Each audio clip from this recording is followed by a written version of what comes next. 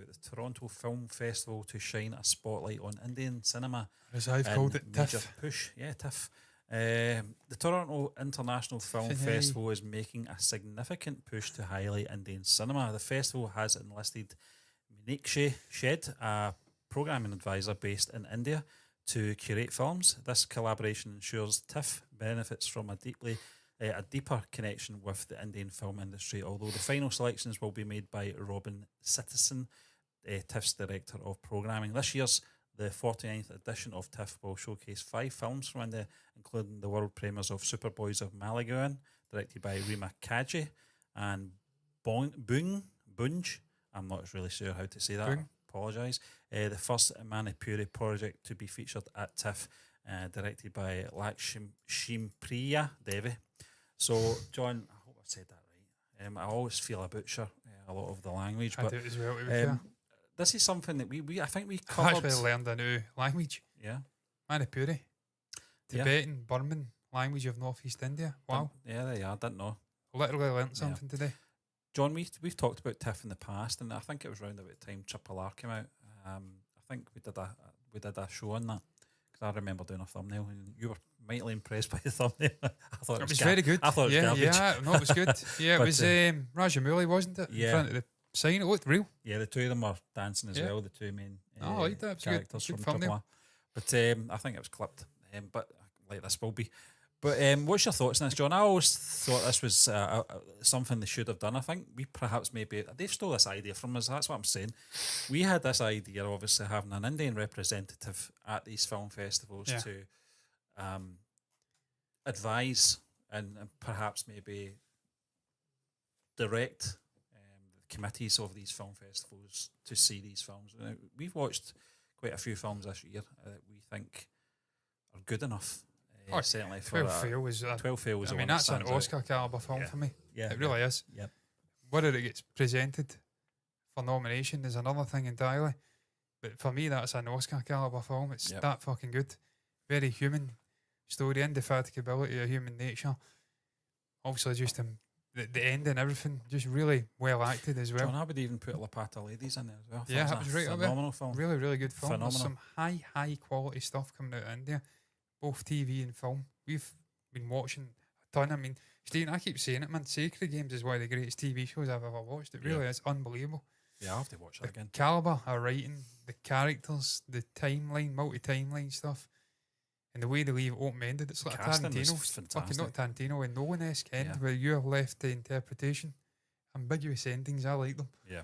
And that did that. So there's some unbelievable content coming from India. And it's about time the West was waking up to it, and these big film festivals are waking up to it and getting people there to present it in the best way possible. As you see there, Superboys of Malagaon is the gala presentation at this year's festival, which is for mainstream crowd pleasers. He says, we understand there's a real audience here for star-driven Indian films. There is, John. Because we're the audience. But what I find happens time and time again is that a film will come out of India that the West will latch on to, give it good buzz, and then after it's run its course, they forget about it, and then you don't hear anything until the next big buzz comes along. They need a representative in these festivals who are going to say 5 films or whatever it may be. These are the 5 films this year I think should qualify, and obviously do your thing. Watch them, see what you think. They need someone, they need a voice, and I think this is the perhaps maybe the first steps of achieving that. And not just India, I'm talking about films, Korean films, Japanese films, whatever. I think Korea and Japan have had that widely respected.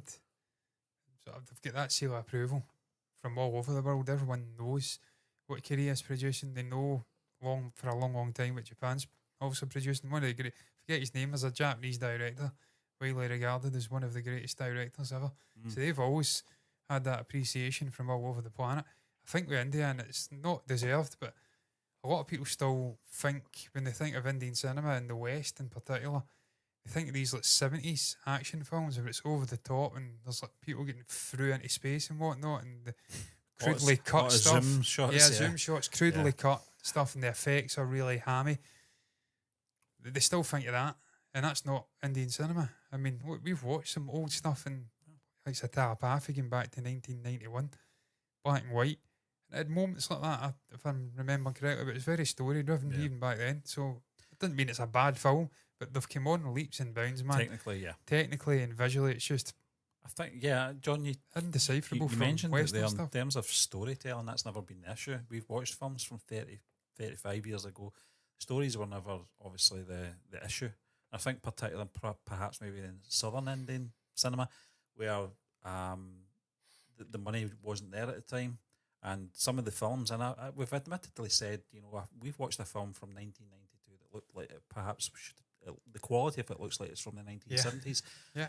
So, and I don't mean that in a bad way or anything like that. It's just an observation. It's just but it's a comparison to see where Southern Indian cinema is now in terms of technical advances. And we see it across the board, not just obviously in the South, but across the board in India. Storytelling has always been phenomenal. And those two films we just mentioned there, 12 Fail and Lapata Ladies, the storytelling in those two films was some of the best stories that I've witnessed in cinema in my life, not just over this year. But it's not just even going back, Super Deluxe and Azurin, I think it was Azurin, the one with Dinush. Just some unbelievable stories. 96, there's unbelievable films come out that have not had the recognition they deserve. And if they were coming from Korea or something, they would have got the recognition. Yeah. And they're fantastic films with brilliant actors and brilliant directors, and even fucking Lokesh Kanagaraj. I guarantee you there's not one person out with a very small sample size over in the West that even know of Lokesh Kanagaraj, and he's one of the best composers on the planet just now. Just his ability to find catchy music and just put music to a screen, but not just music to the screen in terms of scenes, but just the actual songs. His ability to create songs, he's right up there with the very, very best on the planet, and not a huge amount of people know him. So I think really this is important, and I hope it's a decisive moment for Western sort of knowledge of Indian cinema. They can break through this sort of glass ceiling and get more eyeballs on Indian content, because there's some brilliant stuff. Really, really good stuff. And sadly, there's a lot of ignorance when it comes to India. And a lot of people not willing to give it the time. We've seen big channels over here moaning because there's 5 minutes of an intro. And then they get bored and walk away, and they're not giving a brilliant film with Triple R the time of day. You've got to be patient and respect other cultures and how they do things. John, we saw it in KGF, our first sort of introduction to frenetic. How frenetic the editing was, and really just getting used to musicals within films, action films, serious stuff going on, and then they throw a musical in. But I think just you've got to give it time, you've got to give it patience. You've got to condition yourself into that medium, not the other way around. They shouldn't be suiting you. You have to meet them halfway. And from a Western perspective, and I think it doesn't even come into our heads now when we watch a film. We do notice though, and it's an observation, John, and I think a lot of people have agreed in our community that, when there is a musical number within a film, it's never misplaced. It might seem a little bit off that, this is a serious moment we've got in this film and in this, but there's a purpose, and you were good at observing that, John, and explaining that it's a way of storytelling as well. It's condensing the story. It's a a lot 45 minutes of storytelling. Exposition, in that 5 minute song and dance number. It's very clever. And Kaifi, I think, with Telepathy was the best example. He met a woman, settled down, had a kid, and it was all condensed into a 5 minute song and dance number. And then you can continue on with the story, and it doesn't sort of bog it down and destroy the tone and destroy the pacing. Really clever way to storytell. So, is that even the right word? Storytell, to tell a story. There you go, I'll do it the other way around. This fucking flies down my head in instantly. It's putting me off. I can just see it in my peripheral vision. And my peripheral vision is like a superpower. I'm like Spider-Man in reverse. I can see my spidey senses pick insects and spiders out at like 90-degree angles to my eyes. But I digress. My only concern, Stephen, is I've looked up this person, Meenakshi Shetty. Shady. A critic, But I mean, I was about to say my concern was she was based in Mumbai, and also that's the south of India, but I presume she's not just blinkered into sort of southern Indian stuff. I'd imagine she will be open-minded enough to present other you would hope, present other regions' films, because we know there's deep set sort of bias against other regions, the Tollywood, Collywood stuff, v Bollywood. But I'm already talking shit because one of the films that's been presented as an off-eastern fucking Manipuri film, which I hadn't even heard of. So I've defeated Mona argument. She's presenting films from the very northeast, bordering on Tibet. Yeah, so, John, but some might say, if you've got that concern, which I know you've not now because you read it, but there will be paranoia within India, I would imagine. Mumbai is in the south, am I talking shit? I'm not sure, John. I may be committing there, but it's right up and off. I think you've made an interesting point. It's west it's coast. Up fucking north, I'm talking shit. The west. complete opposite then. Yeah. Hope she's not, well, that kind of, I'm going to go off on a tangent here again and say, hopefully she's not biased then. Your point still stands, it's the concern is yeah. yeah. And regional, I think a lot of, I think that, I think that probably would be a concern for most Indians. The middle.